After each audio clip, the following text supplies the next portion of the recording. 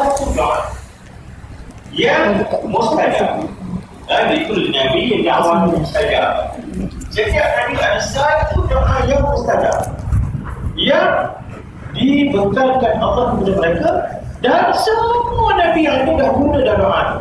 Kecuali saya tak guna lagi. Doa itu saya simpan.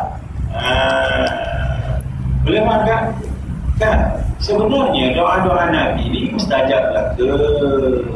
Itu yang beria-ria benar sahabat pergi jumpa Nabi nak minta doa. Beria-ria. Pasal mereka tahu kalau Nabi berdoa mustajab. Tapi kenapa dikatakan dalam hadis ni ada satu doa mustajab? Yang ni saya sebut sebagai ibu doa. Faham tak? Dalam banyak-banyak doa tu ada satu doa yang namanya ibu doa, ummud dakwah, ibu doa. Ibu doa ni kok pada besar dah kan? Jadi semua Nabi-Nabi dah guna dah. Nabi Musa AS guna masa mana? Ketika berada di tepi Laut Merah. Ketika Firaun dan tenteranya makin dekat. Dan orang Islam Bani Israel dengan Nabi Musa, Nabi Harun ketika itu tak tahu nak pergi ke mana dah. Waktu itulah Nabi Musa menggunakan ibu doa, doa yang paling besar apabila Allah Ta'ala suruh Nabi Musa ketuk laut dengan tongkat di tangan dia. Falaqa, tiba-tiba terbelah air laut. Fakana kullu firqin kattawdil azim. Terbelah 12 lorong. 12 lorong tengah-tengah laut tu. Dan setiap lorong itu seumpama binaan yang cukup tegak, cukup kukuh.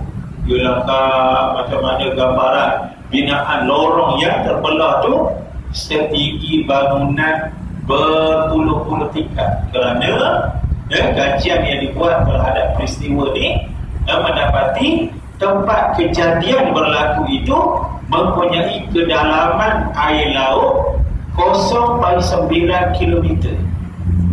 900 meter. 900 meter sini ke mana? Sampai ke luar sana. Keluar sana. 900 meter. Itulah gambaran dalamnya laut yang menjadi peristiwa Nabi Musa dengan Firaun. Boleh makan? Jadi itu adalah ibu doa yang Nabi Musa guna. Nabi Ibrahim AS guna ibu doa ketika baginda dibakar dalam pembunuhan api. Tiba-tiba api menjadi sejuk dan selamat untuk Nabi Ibrahim ketika itu. Maka dah digunakan. Tapi Nabi kita disimpankan. Kenapa Nabi simpan? Akan Nabi tidak terlibat dengan keperluan untuk berdoa? No. Nabi kita ni banyak ujiannya. Pernah Aisyah radhiyallahu anha, isteri Nabi ni tanya, "Ya Rasulullah, selain daripada peristiwa perang Uhud, apakah peristiwa lain yang Rasulullah teruk? Rasulullah masih dalam keadaan teruk sangat." Maka Nabi cerita, iaitulah peristiwa Aqabah. Apa maksud peristiwa Aqabah? Ketika Nabi nak berdakwah ke Taif dengan anak angkatnya Zaid bin Harithah, sampai di Taif, tiba-tiba yang tunggu dia adalah orang-orang kafir dengan budak-budak nakal. Istilah kalau ini kemakai saya guna kata ni, dengan mak-mak rempik, minang-minang gonceng diupah oleh orang kafir untuk memukul Nabi. Maka apa yang mereka buat? Mereka baling batu, baling kaca, baling kayu kepada Nabi sampai berdarah kaki Nabi. Itu adalah saat kritikal yang kedua selepas daripada perang. Perang Uhud itu dahsyat kan? Sampai Nabi jatuh dalam satu lubang yang dijadikan perangkap oleh orang kafir, sampai gigi Nabi patah, sampai pipi Nabi pecah, sampai ada di antara rantai kebanyakan kafir itu sampai tersobek masuk, melekat pada celok geraham Nabi. Sampai begitu sekali celok Allah Nabi ketika itu. Perang Uhud yang keduanya ketika peristiwa Taif tadi, sampai Nabi berdarah kaki dalam keadaan cedera itu, Nabi pusing ke belakang pelan-pelan dalam keadaan yang sangat dan letih, lapar, lesu. Akhirnya Nabi berhenti di satu kebun kurma, berehat di situ untuk mengumpulkan kekuatan. Waktu itulah Allah hantar malaikat penjaga gunung. Ini hadis sahih kan? Bukhari Muslim ceritakan hadis ni, ceritakan peristiwa ni.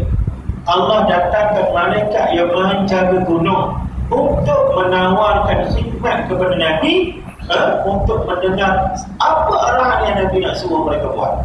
Maka malaikat ni sanggup buat apa saja.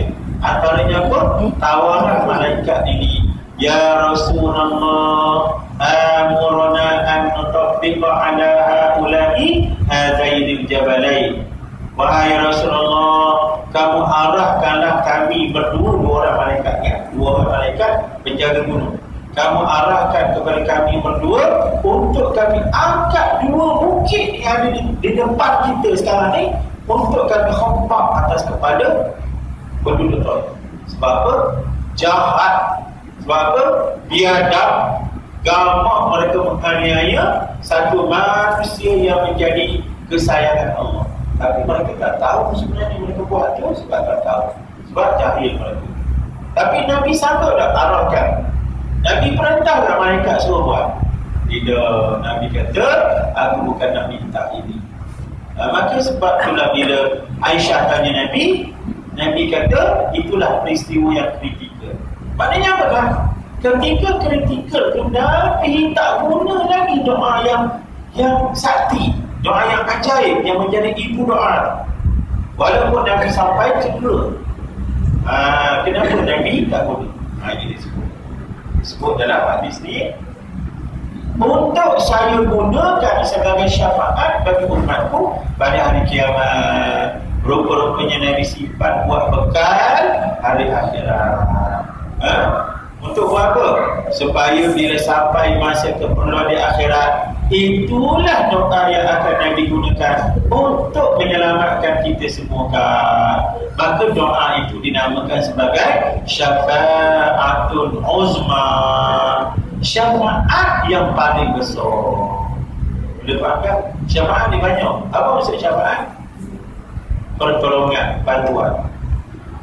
Syafaat ni banyak dekat banyak. Antaranya syafaat, jenis-jenis syafaat, bantuan untuk mengelakkan kita dihisab.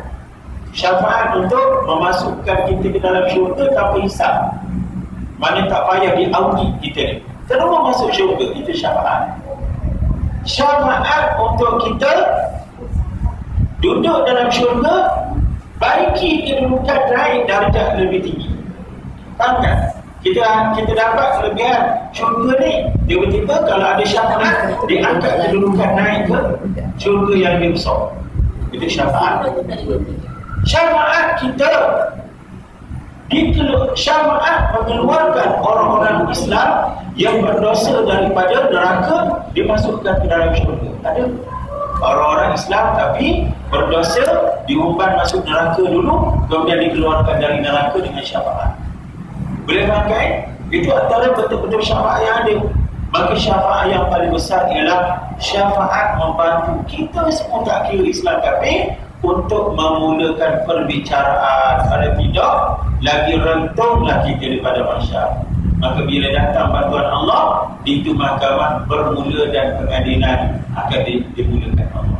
Itulah dia syafaat yang paling besar, disebut syafaatul uzma, yang Nabi simpan, dibawa kepada masyarakat.